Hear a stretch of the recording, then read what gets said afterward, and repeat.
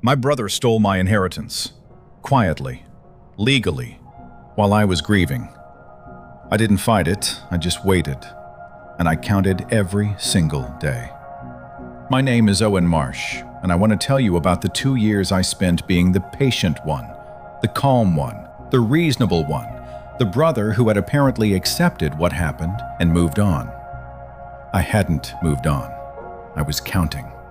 My father's name was Gerald. He was 73 when he died.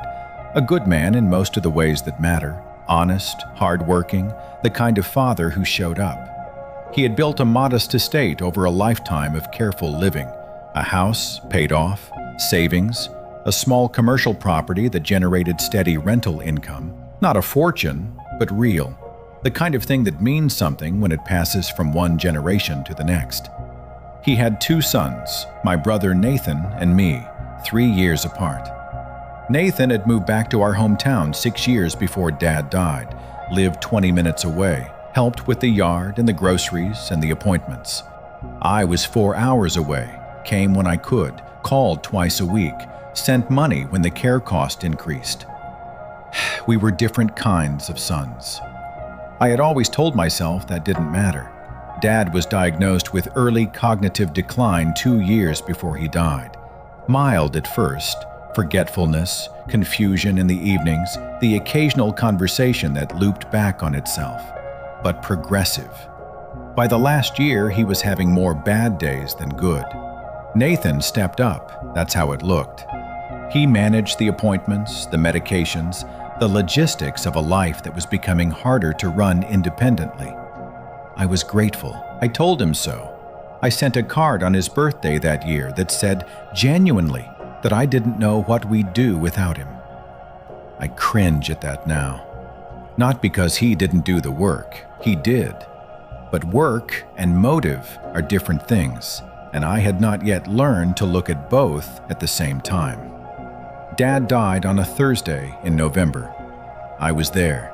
I had driven up 2 days earlier when the hospice nurse said it was close. Nathan was there too. We sat on opposite sides to the bed, and we were, in that room, just 2 sons losing their father, which is something no amount of what came after can fully erase. The funeral was on a Monday. 100 people, maybe more. Dad had known everyone and been known by everyone in that town for 50 years. Nathan gave the eulogy. It was good. I had asked him to do it because I didn't trust myself not to break down. The estate reading was 3 weeks later. I drove back up on a Thursday morning, sat in a lawyer's office I had been to once before when Dad had updated his will years earlier, and listened while a man named Harold read a document I had never seen. It was not the will I expected. The will I expected, the one Dad had shown me years ago, the one he and I had discussed, the one that split everything equally between Nathan and me, that will was not the document Harold read. The document Harold read was dated 14 months earlier. It left the house and the commercial property entirely to Nathan, with a smaller cash amount designated for me. The split was not equal, not close to equal. I sat very still while Harold read. Nathan was looking at the table. I noticed that. He was not surprised. He was not reacting to new information. He was a man who already knew what the document said, sitting in a room and waiting for someone else to find out. When Harold finished, I asked to see the document. I read it carefully. Dad's signature at the bottom, dated 14 months ago, witnessed by 2 people I didn't recognize. I looked up at Nathan. He met my eyes for exactly 1 second, then looked back at the table. I thanked Harold. I said I needed some time to process. I drove to a diner 2 blocks away and sat in a booth for an hour drinking coffee I didn't taste. Here is what I knew in that booth. My father had shown me his will 6 years earlier, equal split. He had been clear about it. He had been, in his right mind, a man who believed in fairness between his sons. The document I had just heard read aloud was dated during the period of his cognitive decline, 14 months before he died, after the diagnosis, after the bad days had started. Nathan had been the one managing his affairs.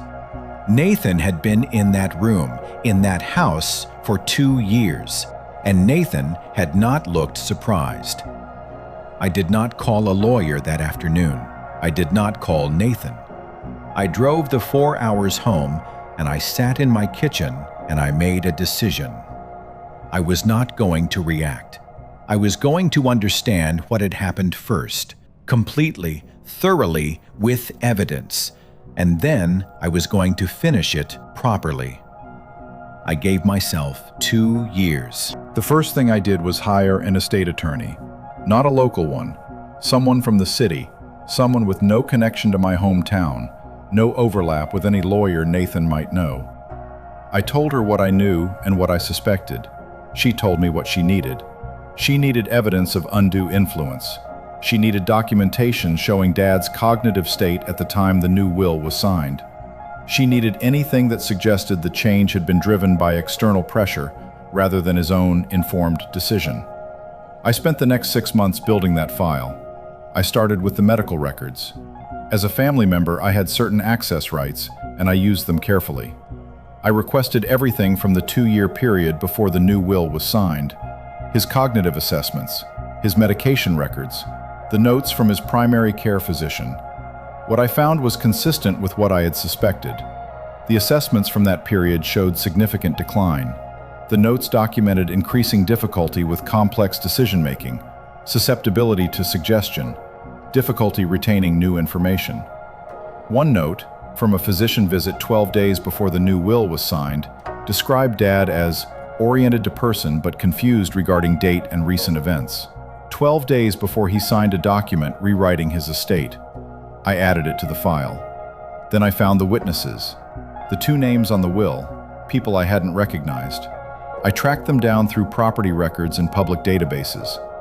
One was a notary who had a professional relationship with a law firm Nathan had used for a business matter years earlier. The other was a woman who lived 2 streets from Nathan's house. I didn't contact either of them directly. I gave the information to my attorney and let her work. She found more.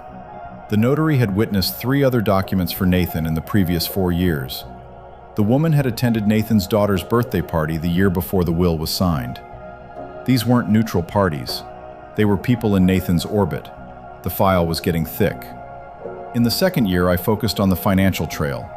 Dad had a financial advisor he had used for decades, a decent man who had genuinely liked my father. I requested a meeting under the pretense of clarifying some estate details. Over coffee, he mentioned, carefully and with evident discomfort, that Nathan had requested certain account changes in the final 18 months of Dad's life. Beneficiary updates. A power of attorney that had been expanded beyond its original scope. He hadn't objected at the time. Nathan was the son on the ground. It had seemed reasonable. I thanked him, added it to the file. Nathan and I spoke occasionally during these 2 years. Holidays, the odd phone call. He was warm and easy the way he had always been. Nathan had always been the smoother of the 2 of us, the one who knew how to be liked. He mentioned Dad sometimes, talked about how much he missed him. I let him talk. I listened carefully. I never gave him any indication of what I was building. The patience required for those 2 years was the hardest thing I have ever sustained. Not because I stopped feeling. I felt everything, constantly beneath the surface. The grief for my father. The specific fury of having been moved aside during the worst weeks of my life, while someone I trusted rearranged the furniture. The loneliness of carrying it alone. But I held it. Every holiday, every phone call, every time I drove past the commercial property that should have been half mine and watched Nathan's name on the management sign. I held it because I had learned something a long time ago, in a different context, that I kept coming back to during those 2 years. Anger is a fire. It burns hot and it burns fast, and it consumes whatever it touches, including the person holding it. Patience is something else. Patience is a structure you build around the fire to make it useful, to make it last until the moment you actually need it. I needed it to last 2 years. It lasted. My attorney filed the challenge on a Monday morning in October, 26 months after the estate reading. The grounds were undue influence and lack of testamentary capacity at the time of signing. The file we submitted was 4 inches thick. I didn't tell Nathan it was coming. He found out when his attorney called him. He called me that same evening. The warmth was gone from his voice, replaced by something I recognized as the sound of a man recalculating very quickly. "You could have talked to me," he said. "I tried to think of what I would have said," I replied. I couldn't find the words. "This is going to be expensive, for both of us." "I know," I said. "Whatever you think happened, Nathan," I said quietly. "I have the medical records from 12 days before he signed. I have the witnesses' connections to you. I have the financial advisor's account of the changes made during his decline. I have 26 months of documentation. I'm not asking what you think happened. I know what happened." Silence. Then he said, very quietly, "What do you want?" "What Dad wanted," I said. "Before."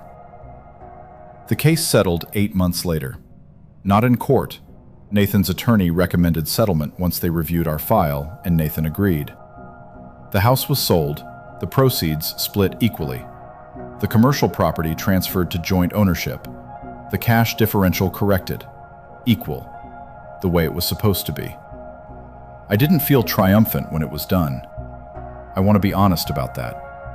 There was no moment of clean satisfaction, no sense of the scales snapping back into perfect balance. What there was instead was quieter. A particular tiredness that comes after a long effort finally ends. And underneath it, something that took me a while to identify. Relief. Not about the money, about the truth being on record. About the world containing, in some small official way, an acknowledgement of what had actually happened. Nathan and I don't speak now. I don't know if we ever will again. That's a loss I carry separately from everything else. The brother I thought I had, the relationship I thought was solid, the Sunday dinners and the shared history and all of it. But here is what I want to leave you with.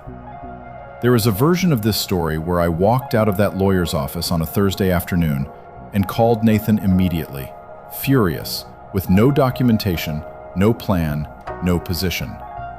Where I made noise before I had anything to back it up. Where I gave him time to prepare, to lawyer up, to build his own narrative. That version of me loses. Not because he was smarter or more powerful, but because I handed him the advantage he didn't deserve by leading with feeling instead of strategy. Instead, I drove 4 hours home. I sat in my kitchen. I gave myself 2 years. I counted every single day. And on day 761, I filed. Patience isn't passive. It isn't acceptance. It isn't the absence of anger. It's what you build around the anger to make it last long enough to matter. My father deserved to have his actual wishes honored. It took me 2 years to make that happen. But it happened, and nobody can take it back.